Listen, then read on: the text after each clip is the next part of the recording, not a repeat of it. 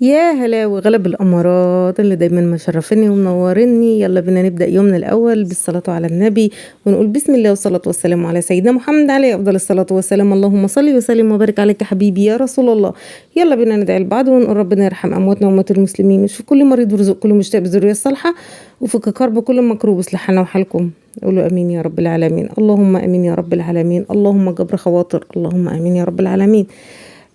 هنا على فكرة انا يعني كده كده انا غسلت البطاطين وانتهى الحمد لله، بس ده كان فيديو انا مصوراه قبل كده فبقول لكم على حاجه عملتها. يعني دي البطانيه الاولانيه دي كانت مغسوله، والاولانيه دي كانت مغسوله وكنت حاطاها على طرف البانيو تصفي، وبعدين باخدها انشرها في البلكونه. وكان عندي اخر بطانيه انا عندي 4 بطاطين اللي هم الكبار. الحمد لله لقد تمت المهمه بنجاح، غسلنا وكيسنا وقفلنا وظبطنا اللهم لك الحمد.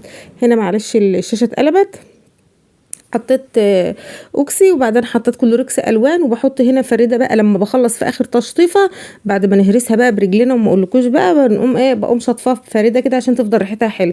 ولما باجي اخزنها بجيب لها صابون من اللي هو بالفواكه، في صابون كده بريحه بالفواكه بحطها في قلب البطانيه. يعني انا ما بعينش حاجه وسخه، لازم انا اغمل البطاطين اغسلهم واروقهم وانضفهم وعينهم نضاف، لان في الشتاء يا جماعه احنا بندخل على شتاء يعني برد، يعني مفيش شمس تحمص البطاطين والفرش كده وتبقى حلو. نزلنا على طول على اكلنا. عايزه اقول لكم ان الاكله دي ولادي بقى لهم شهر بيتحايلوا عليا اعملها.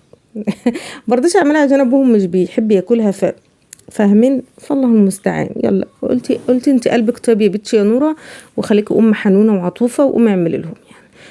خلاص بقى انا عندي يعني 2 ما بحبوهاش، مش ما بحبوهاش وما برتاحوش في اكلها، والباقي بيحبها. عندي بقيت ولادي يعني عايزه اقول لكم انه ممكن ياكل 3 4 ايام من الكشري المصري. سبحانك يا رب. المهم كنت مجهزه المكرونه ومجهزه البصل والثوم والصلصه، والحمد لله اللهم لك الحمد، واللهم ديمها علينا نعمه واحفظها من الزوال يا رب، خير ربنا موجود. حطيت العدس اصلا كنت نقعاه في ميه سخنه، وبعدين هو غلوه واحده على النار خلاص بيستوي. حطيت عليه شويه ملح ابيض وحطيت عليه كمون وسبته غلوه واحده وشلته، لان زي ما قلت لكم انا كنت غسلاه ونقعاه. وبعدين خرطت البصل جوانح زي ما انتم شايفين، وحطيت عليه معلقه نشا، وبعدين قطعت بصل برضو اللي هو الناعم مع راس توم عشان هعمل الصلصه بقى. هنا الزيت ده بتاع البصل عشان هطبخ بالرز بعد البصل مقليه. والحله التانية دي اللي هعمل فيها صلصه الطماطم. الامور سهله وبسيطه وكل حاجه رايقه، بس المهم ان احنا نبقى متشجعين وان احنا نخش المطبخ. انا يشوف بدل ماليش نفسي الاكله مش هعرف اطلعها حلو، خلاص انا استعدت وخلاص هعمل الاكله ده اهي، فخلاص بديها بقى حقها وزياده. يعني اللهم ديم علينا نعمه وادينا الصحه واديكم الصحه، ويفرحكم ببيوتكم واولادكم وحياتكم كلها، وجعل ايامكم كلها سعيده اللهم امين، وجعلها جمعه مباركه عليكم وعلى كل حبايبكم اللهم امين. هنا بقى حطيت شويه زيت، حطيت راس الثوم اللي انا عملتها اللي هي الصغيره دي، وحطيت البصلايه اللي انا قطعتها. هنا بقى للبصل بقى اللي هعمله جوانح، اللي هو بقى زي ما بيقولوا عليه ورد الكشري كده، او البصل المحمر او ايا كان. يعني هقلي زي ما انتم شايفين كله كده في الحله عشان الزيت زي ما قلت لكم. هاخد شويه للمكرونه بعد سلق المكرونه، والباقي هطبخ بالرز. بسم الله ما شاء الله اللهم بارك. عايزه اقول لكم رغم البصل الجديد بس البصل كان مقرمش وزي الفل. بعد ما التومه والبصلايه اتشوحوا كده وريحتهم طلعت، عملت طشات مثلا نقولوا كده باقل من ربع كوبايه خل، 3 معالق خل كده، طشات التوم بالبصل شموا الريحه بقى. طب حطيتي ايه بقى يا نوره بعد كده؟ حطيت كمون وكزبره ونطره فلفل اسمر وبابريكا، دي على على البصل والثوم والخل. هنقوم بقى مشوحين البهارات كده ريحتها تطلع، وبعدين اقوم بقى حاطه الصلصه والطماطم. كان عندي يعني اخر معلقه صلصه في العلبه كده احطها عليه. هنا حطيت الملح اهو علشان البهارات كده تتحمص برضو وريحتها تطلع. احط شطه بقى براحتك، انا ما بعملش شطه عامه، يعني لو عايزه ممكن اشطشط الطماطم شويه وخلاص. زي ما قلت لكم كان عندي اخر معلقه صلصه، اخدت المعلقه وشطفت العلبه كده بشويه ميه. احلى صلصه تجيبيها العلب اللي هي الصفيح دي، اقسم بالله صلصه بجد تحفه يعني. وكان عندي طماطم اصلا، انا اي طماطم عندي مثلا هتبص في التلاجة بفرمها وصفاها واحطها زي ما هي، ما بسبكهاش يعني. فكان عندي كيسين الطماطم دول انا حطيتهم هم اللي هسيبهم بقى هيسيحوا لوحدهم يعني. وهنا جبت المصفى دي عشان احط فيها البصل. انا مش بطلعه على ورق ولا حاجه، يعني بطلعه في المصفى وبيبقى ناشف وزي الفل. بسم الله ما شاء الله اللهم بارك. اللي بيحب الكشري المصري يقول لي، واللي ما بيحبوش يقول برضك، عشان مش كلنا بنتفق على كل الاكل والله. بس المهم ان احنا بنراضي الجميع، يعني ربنا يعيننا ونراضيهم ونعمل لهم كل نفسهم فيه. شوفي رغم ان هم بياكلوه من بره على طول، بس يقول لي لا احنا عايزين ناكله في البيت، احنا بنحب بتاع البيت. يلا ربنا يحسن ما بين ايدينا يا رب. والله العظيم شكرانيه في نفسي، بس احمد ربنا ان عيالك بيحبوا اكلك. هنا كان العدس اتسلق وحطيته في المصفى كده يتصفى، لان العدس انا بردده مع الرز، هنشوف دلوقتي. ومكان العدس حطيت ميه المكرونه. خلينا كده شغالين اول باول، لان انتوا ما تعرفوش الحوض في ايه، في مدعكه اقسم بالله. اللهم لك الحمد. هنا انا قصت الزيت اللي هاخده بقى عشان احطه على المكرونه لما تتسلق، وبقيه الزيت هقلي فيه الايه، هعمل فيه الرز ده قصدي. هنا بقى احط الشعريه اللي انت عايزاها. وانا من الناس اللي زي ما قلت لكم قبل كده ان انا بحب الشعريه كتير، يعني بحبها في الرز كتير، بحبها في حتى في الكشري المصري كتير. انا برضك من الناس زي اولادي اللي بعشق الكشري المصري. فربنا يديمها علينا نعمه واحفظها من الزوال يا رب العالمين، وكل نعمه ربنا زي الفل. هنا بقى بحمر الشعريه كالعاده، يعني حمر شعريه عادي يعني. وبعدين هنقوم ايه حاطين الرز، هنشوح الرز، ودي اهم خطوه. شوحي الرز حلو عشان الرز يبقى مفلفل وطعمه حلو، وما تحطيش قعده يعني زياده قوي، علشان انا هحط عليه لما الرز ينشف هحط عليه العدس. في ناس بتسيب العدس لوحده كده وتحط عليه كمون لوحده، انا بحب اردده مع الرز عشان ما ينشفش كده ويجلد. هنا زي ما انتم شايفين حطيت الملح بتاع الرز وقلبت الرز كده، وبعدين هحط له قعد الميه بتاعه عادي يعني. ولو وصلت لحد الرز وما حطيتيش اللايك والاشتراك في القناه وكتبت دعوه كده تتردلك بالمثل، اكتبوا بس شويه كومنتات كتار كده بس عشان القناه يعني تتروج شويه او تنتشر شويه. شكرا على كل الناس اللي بتخش عندي، شكرا على كل حد بيكتب كلمه طيبه تترد لكم بالمثل، ما نحرمش منكم ولا من وجودكم معايا. هنا دي بصلايه اللي على الوش دي، وزي ما انتم شايفين حطيت قعد الرز وسبته بس يا دوبك هينشف. عايزه والله ان بشخشخه كده بقول لكم ان البصل نشف وزي الفل. هنا الرز نشف، هعمل ايه بقى؟ اول ما قبل ما يتردد بقوم حاطه العدس وحط عليه شويه كمون، واقوم مقلباه بقى في بعض واسيبه على العين الصغيره يتردد. عايزه اقول لك ان انت تاكليه حاف. دي شبه المجدره بتاعت الاردن والدول العربيه، دي بيقولوا عليها بره مجدره. يا رب اكون يعني يا رب اكون المعلومه صح يعني. الطبخه دي بيقولوا عليها مجدره.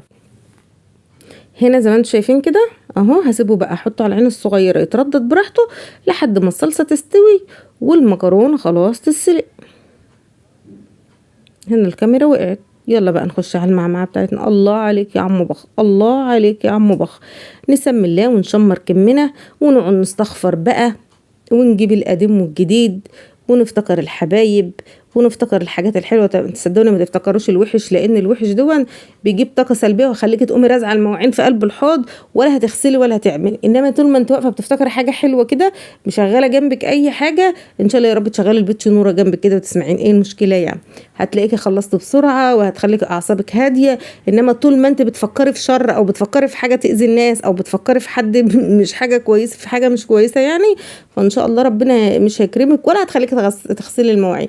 ففكري بقى ان انت عايزه تجيبي حاجه حلوه، فكري في فكره حلوه ليكي، عايزه تجددي حاجه، عايزه تعملي حاجه، تتمني حاجه حلوه لحد، نفسك تعملي حاجه حلوه لاولادك، جوزك قالك كلمه حلوه تفتكريها له، تفتكري تعملي له حاجه حلوه.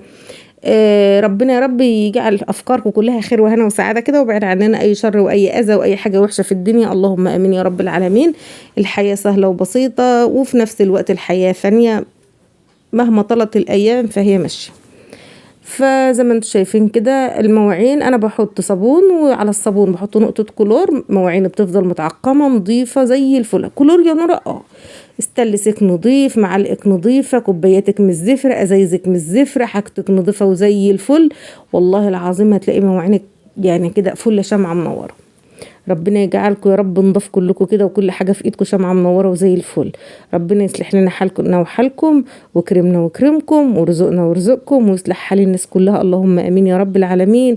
وبارك لنا في اولادنا ونشوفهم ذريه صالحه، وكفوهم شر البلاوي الزمن، وكفنا شر اللي على غفله.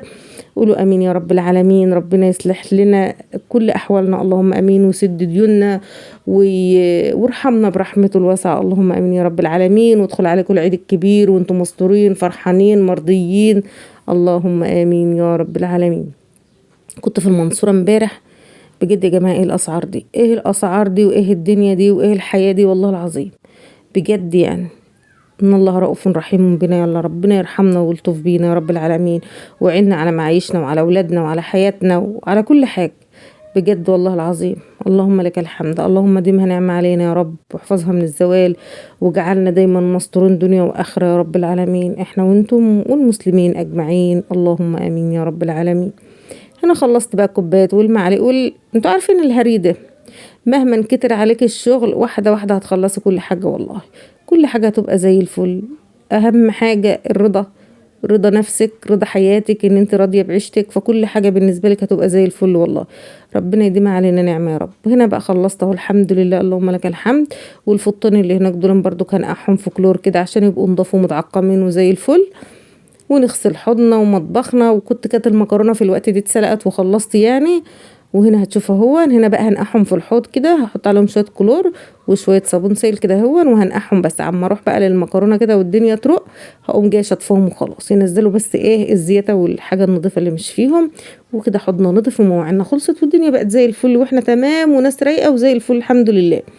هنا زي ما انتم شايفين المكرونه كانت اتسلقت وصفيتها وحطيت عليها شويه فلفل اسمر، واحطها في الحله دي كده، وكلي احلى مكرونه تفضل معاكي يومين مفلفله زي الفل.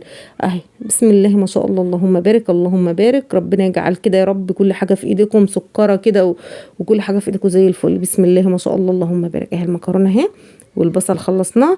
اخر حاجه معانا ايه؟ هنعمل دقه التوم. انا بعملها على السخن يعني، برضو ممكن تعمليها على البارد براحتك. هنا عملت راس توم صغيره، حطيت نقطه زيت، مش هحمر التومه خالص خالص، ده يا دوبك التومه هتسخن بس. هزقيها بربع كوبايه خل، واحط عليها البهارات بقى وخلاص. وانا ما بعملش شطه لان احنا ما بنحبش الشطه. انت ممكن تحمل الصلصه شويه عادي بقى وخلاص، انما هعمل شطه لا، الشطه صعبه قوي يا جماعه، وخساره ان انا اعملها وارميها. التومه بعد بس ما سخنت كده حطيت معلقه كزبره ناشفه، حطيت معلقه كمون، حطيت معلقه ملح، وخلاص بس كده. هسخن بس البهارات كده زي ما انتم شايفين، بسم الله ما شاء الله اللهم بارك. وبعدين هطشها بربع كوبايه خل، وبعدين احط عليها كوبايه ونص ميه، كوبايتين ميه. شوفي بقى انت الكميه عندك قد ايه ومدى حبك للدقه قد ايه يعني، او مثلا ولادك واسرتك كل واحده بتعمل على قد بيتها وعلى قد معيشتها وعلى قد حياتها. تمام تمام بسم الله ما شاء الله اللهم بارك. هنا طشيت بالثوم، بعدين بقى هجيب كوبايه ونص ميه تقريبا احطهم وخلاص.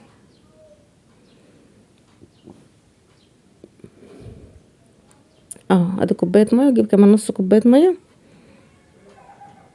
اهو. ما شاء الله اللهم بارك. وخلاص هتغلي غلوه، خلاص اخدها احطها في برطمان ازاز، اي برطمان. انا بحب البرطمان عشان له غطا، عشان الحاجه تبقى محكومه يعني وان هي تبقى مقفوله يعني، ما تبقاش مكشوفه بمعنى اصح. بسم الله ما شاء الله. وكده يبقى اكلنا خلص والدنيا زي الفل. تعالوا بقى نشوف نلم اكلنا كده ونشوف عملنا ايه. بسم الله ما شاء الله. ادي الرز بتاعنا، الصلصه، البصل ما شاء الله اللهم بارك، المكرونه، الدقه اللي هي بتاعت التوم. عايزه بقى تعملي حمص، عايزه تحمري عيش، اعملي والعبي اللي انت عايزاه في الاكل. انا مش عايزه اعمل حاجه وارميه، انا بعمل المختصر اللي العيال هياكلوه. ممكن تحمري عيش في الفرن وترشي عليه شويه بهارات، ممكن تعملي بقى دقه الصلصه، ممكن تسلقي حمص، برضو اعملي اللي انت عايزاه. احنا كده مرضيين واكلنا زي الفل. هنا كان حد عايز ياكل هغرف له شويه. بسم الله ما شاء الله. هحط الرز وبعدين احط شويه مكرونه، اللهم بارك اللهم بارك. وبعدين هقوم حاطه صلصه ودقه وبصل على الوش. واللهم ديمها علينا نعمه يا رب. في ناس بتسلق مع بيض، في ناس بتحمر بطاطس، في ناس بتعمل فراخ مشويه. اللي ربنا مقدرك عليه اعمليه، واللي عندك اعملي. وعايزه تاكلي حاف كده، اللهم ديمها نعمه علينا واحفظها من الزوال يا رب العالمين. اتمنى لكم كل خير الدنيا، اتمنى لكم الايام السعيده. ما تنسوش اختكم في دعوه حلوه تترد لكم بالمثل، ما تنسوناش في كلمه طيبه برضك تترد لكم بالمثل. استودعكم الله الذي لا تضيع ودائعه، والسلام عليكم ورحمه الله.